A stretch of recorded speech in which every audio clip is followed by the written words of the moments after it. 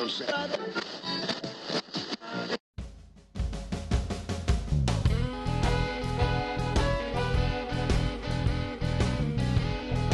to the Oxenham Podcast, photography talk from Central Texas, with hosts Jeff Hammond and Josh Baker, online at oxenham.com. My name's Josh Baker. I'm with Azul Photography, and with me, as always, is... Yeah, I'm Jeff Hammond. I'm with Hammondovi Photography. Can you spell that for people, Jeff? That's kind of a strange word. Yeah, no, well, it's my last name, Hammond, Hammond, followed by three letters, O-V-I. It comes from the Czech word for the Hammonds, since my wife and I are working this together. So it's Hammondovi or the Hammonds in Czech. Excellent. So just to give you a little bit of brief about what we do.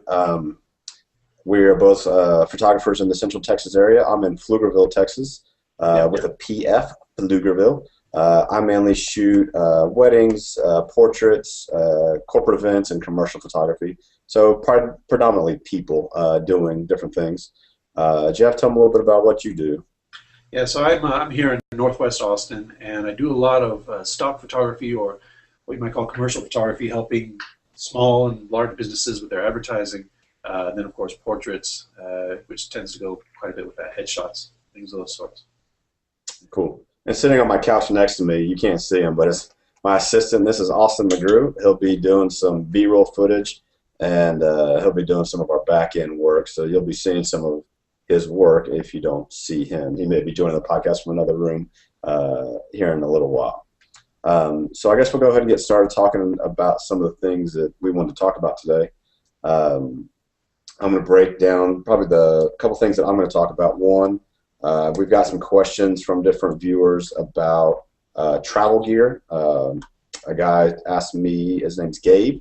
Gabe asked me, hey, I'm traveling to Morocco, and I need a flash and some basic gear to get better pictures while I'm traveling, which is an interesting question because traveling, you have to be able to pack it. I like things that I can fit in one bag, but give me lots of versatility. So let me talk a little bit about that real quick. So the first question is, which flash should he get? My two recommendations were based on whether or not he needed manual control or automatic and manual. If it was for something like just with automatic and manual, it'd be something like the Canon 430 EX Mark II. It's a great small flash, lots of output, good controls. It's a little bit pricey, not much. It's about $230, I think, new these days. And that's probably what he's going to be going with after I talked to him on the phone a few days ago. So some of the advantages of them are they're compatible with Canon cameras. So if you're shooting with Canon, they'd be a great one. If it's a Nikon version, something like the SB600 or the SB700 would be a compatible model. They have about the same amount of power, about the same amount of functionality. They're not quite as powerful as the top of the line, but they're about half the price as the top of the line. They're really small, compact flashes, and they have one of the things I like about these is you can, in manual mode, you can do them in third of a stop, so they have pretty granular control. So that's kind of what we would recommend for a travel one. If you wanted all manual control and didn't really have the funds, one of the flashes I've been using a lot lately is a LumaPro 160. They're quad sync flash. It's really nice. I don't know if you can see this, but they have PC sync, 8-inch mono jack. It also has infrared and an optical receiver. So whichever way you want to trigger your flashes, these are great. They're pretty basic on the back. One button does power, one button does zoom, and it goes from full power down to 64th. And that's pretty much all they do. So you don't quite have the granularity of control, but these are about $100 cheaper, and they put out a little bit more power. But as you can see, they're also a little bit bigger. I don't know if y'all can see that there. A little bit bigger. These are based somewhat on the Vivitar 283 shell, the classic flash that was produced for about 30 years. So it's about the same size plastic as that. It's got a little bit bigger flash head. So for your gels and some of your mods, they can be a little bit big. You're really going to be stretching out some of them. And Josh, you're using this off camera, right? Yes, both. I've used the LumiPro on camera, off camera, predominantly off camera. Yeah, predominantly off camera. The voltages are safe enough to use on camera. I have in a pinch. On camera, I do prefer the 430. It's a little bit smaller. The flash head rotates a little bit more, just a little bit easier. It's also lighter and smaller. So for on camera, when you have to hold it all day for event work, I like them a little bit better. So that's, of the flashes, those were the two that I would recommend for Canon shooters, or a Nikon, the equivalent. The other thing that we've been using a lot of lately to kind of modify the flash are these cool little Rogue flash benders. They're about as thin as a sheet of paper, about the size of a head. They're great for... Do that again. Yeah, so right there, about the size of your face. They come in 3 different sizes. There's small, medium, and large. These are the mediums. You can mount them very easily around your flash. They just have a little speed strap that goes around them. So you just got a little bounce card right there. It's nice. It's also great because you can make a quick snoop out of it. You see how long that took me? Gels to fit that, right? What's that? You got some gels to fit that? Yes, we do. And the gels are amazing. I'll show you those in just a second. But these little bad boys, you can pick them up at most of your camera stores or online. That's Rogue flash benders. I've been using the heck out of them, and everybody that I show them to, they start using them really. Everybody I know bought them the next day, pretty much. They fit in your bag. They fit anywhere. You can put them in your pocket even. They're very versatile. You can bend them and manipulate them to get just kind of what you're looking for. And Rogue also sells these gel kits that go on as well.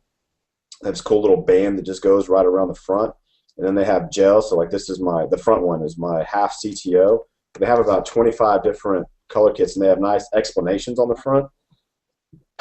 Can't really see them, but it'll tell you exactly how much light you're going to be losing, what you're going to be getting as far as color conversion from a daylight balance flash into a different color. They're really great. You can do a lot of fun theatrical. I mean, that's as quick as it took to put that gel on. Really quick, really compact, and you don't have to mess around with cutting your own. And I've tried that. I don't have the dexterity apparently to make them nice. And these are great. You have your greens, your blues, your reds, all your fluorescent, tungsten, white balance. Very great. And to finish up the travel talk, for things that can fit in my bag very easily, that I find just indispensable on day-to-day use, we have a little Manfrotto 709B tripod. Again, about the size of my face. I have somewhat of a big head, but it's not that big. And it's got a little ball head on the top. So nice and easy. It'll hold about 5 pounds of a camera. So an SLR with a wide angle, it's a great use for it. The legs extend, nice and sturdy. It's there. I have it right now with a flash mount, a little cold shoe from Flash Zebra on there right now for my sync triggers, for my cyber syncs. Can put those there. But then you can also just take those off and mount them just on your normal tripod thread. So if you can see that. I use them to set up remote cameras a lot. We can set those up in different places. I know for a jousting tournament we got them really close to the horses and shot remotes. And also for small tight places that you want to put a flash. I know recently I hid one behind a refrigerator, a place you couldn't really get a light stand. Full-size light stand, you can get this back in there. And it's got that ball head, and you can get the angle exactly the way you want it. And I really like them. They fit right in my camera bag. I don't have to carry a big tripod. You can set it on a tabletop or an edge. You get those long exposures on your travel trips. The sunsets, the sunrises. Get a little bit longer exposure, and it's stable. I mean, I've done 30-second exposures with these, no problem. So those are some of my travel gear that I really love using. I've been using them all in my bag for about a year now, and my bags wear out faster than this gear is. So, anyways, those are some good tips there for you for travel gear, small stuff that does big rewards for you. So now, how do you pack when you travel? Where does it go? So I use a Kata rolling bag. It's a Flyby 74. They make a bigger one, the 76. I like the 74 because it fits in puddle jumpers. So a lot of times, one of my assignments that we do, we have to fly by puddle jumper, and the bag will fit in the overhead compartment of any airline. They'll fit in any international or domestic flight. And I can fit, I usually fit my 1D, my 5D, a 70-200, a lens on each body, 2 flashes, my triggers, all the gear you see as well, and about 3 other lenses. It's a pretty sturdy bag, and it has a laptop sleeve in it as well. And I usually put my tablet in there as well as some extra, doodads, and that's where the gels and stuff go. And it's a rolling bag. I used to carry backpacks more, but my back was hurting a lot, so I find the rolling bags for day-to-day use, I like them a little bit better. You can fit a little bit more gear in them, and you don't have to shoulder it as much. Usually on my shoulder, I carry my light bag with studio strobes in it, so it allows me to kind of be very mobile and get through places. Jeff, if you want to start talking about it, I can. It's behind this sheet. I can pull it out, but we'll talk about bags another time because I've definitely spent money and made some bad choices, made some good choices that I'd be happy to share. But we'll talk about bags another time. But for now, those are some good little small, cheap. I think the tripod's like $50. The gels are about 25. The flash binder's about 35. Yeah. The flashes are between 100 and 250, depending on which one you're looking at. So some small things that can make real big. Oh, I want to say one other thing. One of the things I recommended for flash and traveling is an off-camera cord. It's called an OC3 cord. I think it's a Canon official name. I get them from FlashZebra.com. I get a lot of my Strobist gear from there. Flash Zebra. They do really great. Lon over there is taking care of us. And with an off-camera cord, you can mount it to the hot shoe in your camera, mount the bottom to the flash. You can hold them, camera here, and move your arm around as you need to get a little bit of an angle. And it's something lightweight. It's always going to work. You don't have to worry about which country you're traveling into with radio triggers. And it always has a TTL capability, right? And it has TTL capability, right? The camera thinks the flash is still on the camera. So you have all your functionality. So for somebody that's just starting out, wants to get the flash off camera, that's a real easy, quick way to go. You can get longer cords. The normal one I think is 3 feet, but you can get the cords 10 meters, 30 meters. They have some pretty big ones if you want to run it, really far away. You still have the full capability of the flashes, even at a distance. So that's kind of a cheap and easy way, easier way to get off-camera flash for 1 or 2 maybe flashes. Yep. Yeah. Cool. Well, I'll tell you, since we're talking gear, I just had a shoot that required me to send a lot of raw files, which meant I had to send more than just a DVD's worth of images, more than what I would want to upload and have the client download. So what I ended up doing, I went on and looked at Fry's.com. Mm-hmm. They seem to have these drives that they're trying to get rid of. They're bus powered. I can show you actually the one I've got hooked up to the computer right now. Maybe. Yeah. There it is. Yep. Little E-Tech drive. It's actually smaller than Josh's head. And it is bus powered, which means it doesn't need any external power. That's 500 gigs. I was able to get a couple of those. They're $55 a piece. So that's good. All available. I would go get them. And this was a great way to be able to send to the client the amount of over 100 gigs, I think it was, of files. And of course, FedEx to them, FedEx it back. As long as it doesn't get jumped around too much, it's a great way to move it around. So that was my recent find, which was one I was happy to do. This shoot, though, I don't know if you want me to go on about this just yet. Yeah, go ahead. So it's actually been a really nice month for Hammond-Dobie. I was able to go to photograph a friend's wedding out in London. My wife and I were out for about 8 days or so, traveling there. Then once we got back, we found that a little more business started coming our way. Actually, just last week, I think it was on Wednesday, I got a phone call asking if I was going to be available, and it was from a production company doing a film shoot. Found out that it was for Dick's Sporting Goods, and they were doing 4 days of shooting and needed somebody on on Thursday to start shooting. So on Wednesday at 4:30 p.m., they tell me that I'm hired for Thursday morning, 7 a.m. About the way it goes. Oh, yeah. So that was good. It was good. What I found out, though, gear-wise, is that because I was not able to use any of my own lighting, I was not able to instruct models while they were doing all of their filming, I had to shoot, as they coined it, as a fly on the wall. Mm-hmm. that meant that I had to just be prepared. I wasn't able to bring any lights, so it was all about the camera and the flash that I was bringing. Well, I got my hands on a 1DX, thankfully. What a lifesaver. And a 100-400 lens. Push-pull, not as easy to use, but it definitely worked. It did the job. What was nice about it now, the lighting they use is not something I would have used in a photo shoot I was putting together. It was low light. I needed a high ISO camera. And the 1DX performs wonderfully. I mean, I rarely shot above 1600 ISO. I was somewhere between 1600 to 12,800. It's just a crazy range. And part of the reason was I needed to be able to stop the action. These were sports that I was photographing, high school students doing various sports. And so I needed 1,000th of a second, 2,000ths of a second, you know, at f4, f5, 6 to make sure my depth of field was just right. So it was a lifesaver having a camera that could do those high ISOs. Finding out that that's definitely the way to go these days, especially for this kind of work. Yeah, you know, you mentioned that 100-400. A couple months ago, we went on to West Texas, and we're doing I was just messing around doing some landscapes and some wildlife. So I rented that 100-400 from lensrentals.com, and I loved it. It was a really useful lens for outside. It was really great.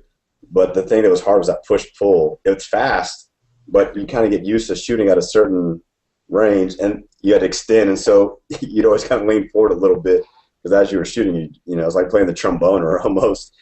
So you kind of get used to shooting at a certain, you know, tucking your elbow and getting, you know, really stable. And you have to zoom in and kind of lose that stability. And so that was a little bit of a learning curve. But yeah, I mean, it produces really good files as long as you have enough light for it, or, you know, you can shoot at 2500 ISO either way. Right.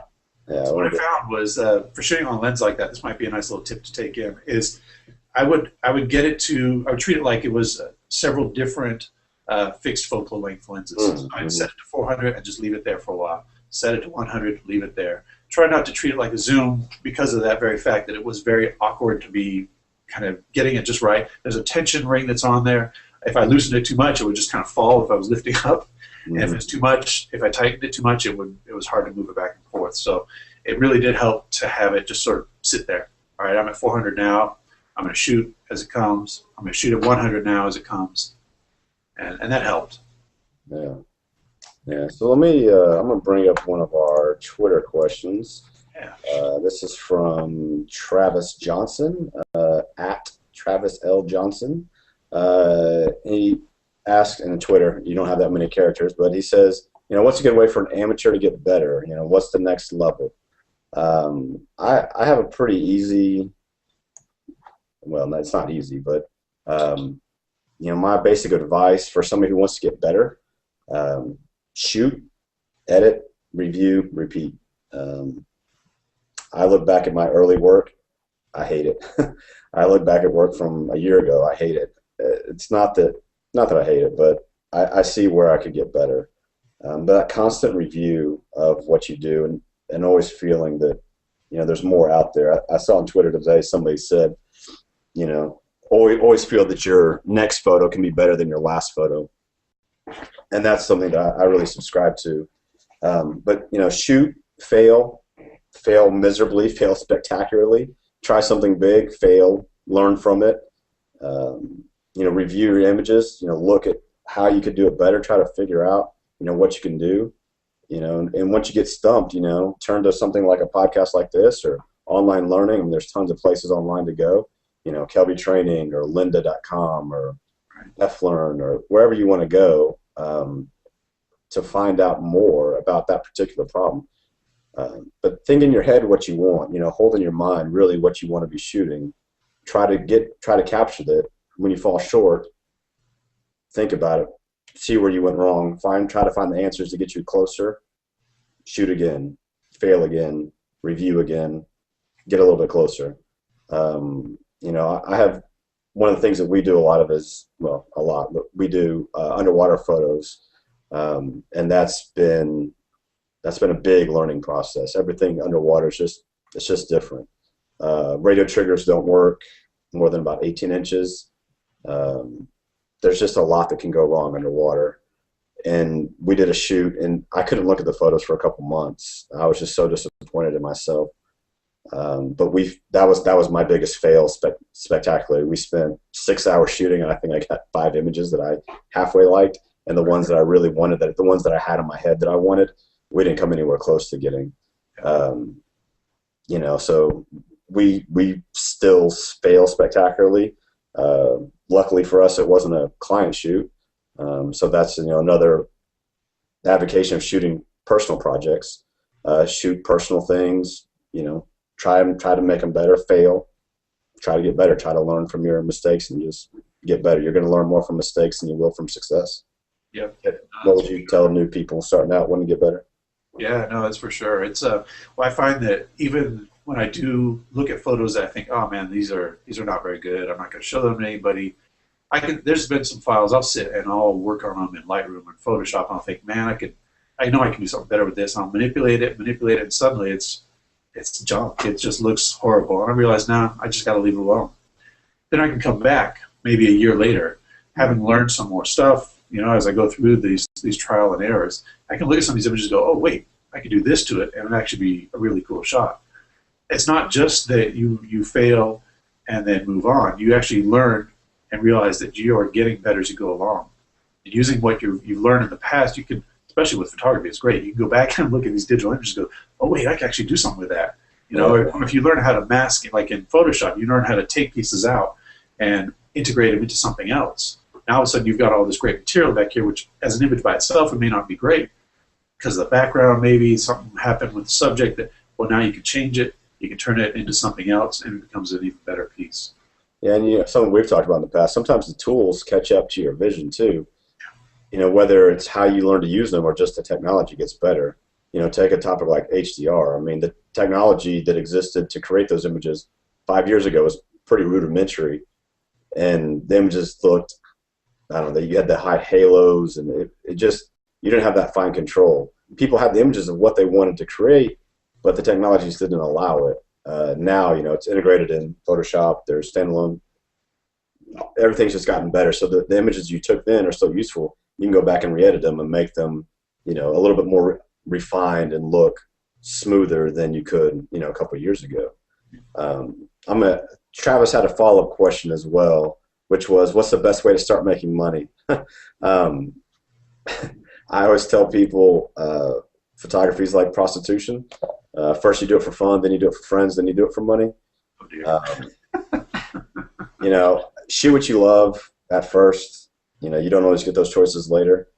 But I would say shoot all your friends. Just if you want to do, especially if you want to do portraits, take everybody you know. Hey, you go up to them, I'm going to take your picture.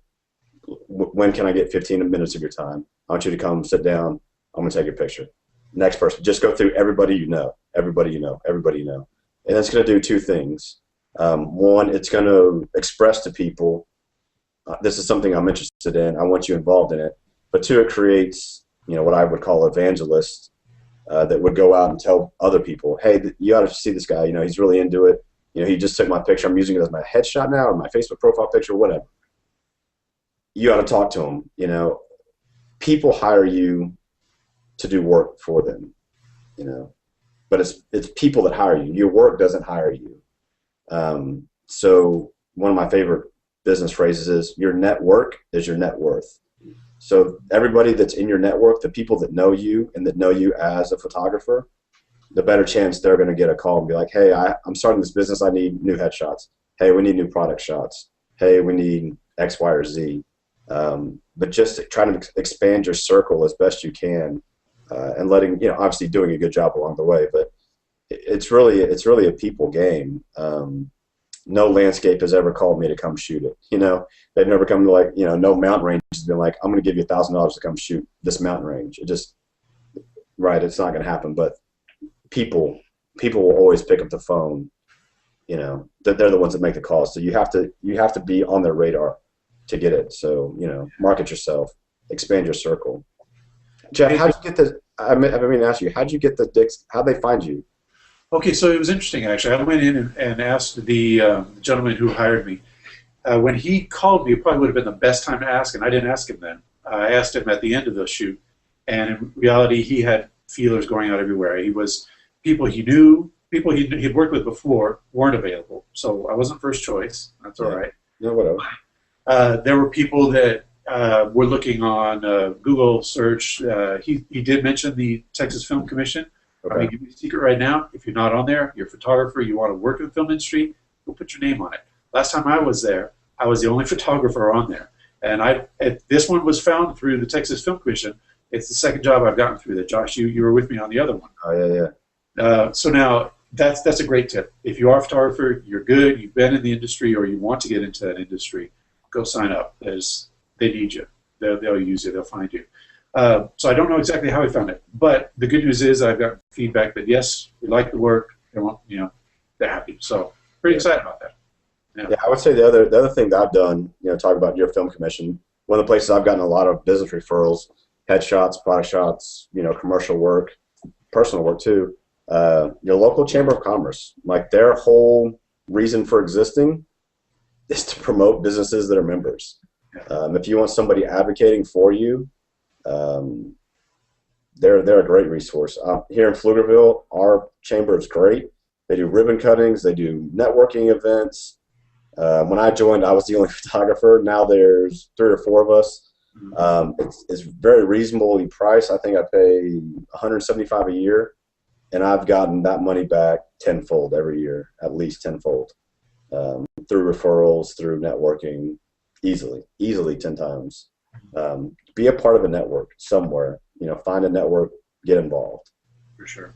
Hey, do we have a portfolio review today? Is that what I understood? Yeah, we do. Let's see if we can do a screen share. Let me bring it up over here. Yeah, so a friend of mine, Dinesh, he is starting out, and he wanted to. He sent me. Qualify ourselves to those who don't know us yet. Well, why do we think we could do a portfolio review? Well, I'm good at giving opinions. Whether or not I'm qualified to do a portfolio review, that's another question. So let's do a screen share real quick. Okay, let's do this. So this is from Dinesh. This is his first image. Really great image of Bruce Springsteen at South by Southwest a couple years ago. So that's kind of cool. We're just going to kind of click through real quick. We'll look maybe the first 10. There's some more Bruce, some more band from South by, some more James McMurtry, good musician. A couple more musicians, a lot from South by. Again, musicians, that's kind of a cool shot. I don't know what's going on there, but it looks like he's licking a microphone. It's very cool. Love the purple light here. Warren Hood, awesome musician, one of my favorites. Great expression shot. Again, very good expressions. So let's get through about. Let me get to the running ones as well. So Dinesh is starting out. There's a. I like that. That is. There's some stuff from India. Dinesh is from India. Pretty cool guy. So, and we're gonna stop on the next image.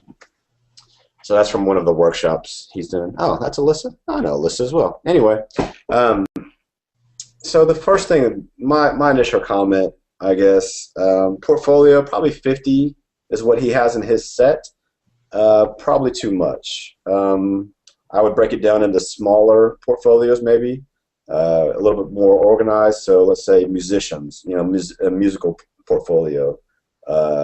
Maybe beauty and glamour, have that as another one, and then maybe landscapes or motion. He has some running stuff here later as well. He's also a runner, which is how I know him. He actually shot this one on assignment with me. Great capture of motion on a trail race. Here's some other stuff he shot at another Austin race. So some cool work. Nice motion blur there. So I guess my big advice to Dinesh would be to hone in on really what you're trying to tell people. What as a client looking, if I'm looking for music shots, I don't necessarily want to see running. If I'm looking for running, I don't necessarily want to see music.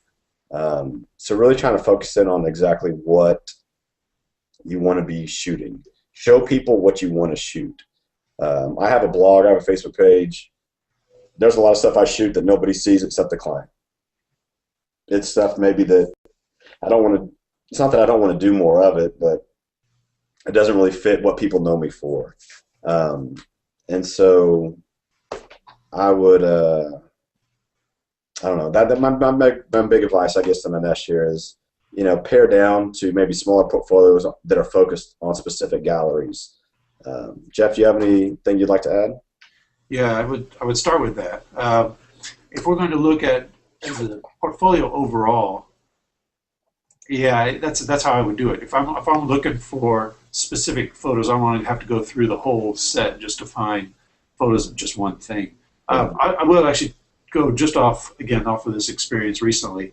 I do shoot sports, but I don't post that I shoot sports, whether it's the races or stock photography or something for a client in general.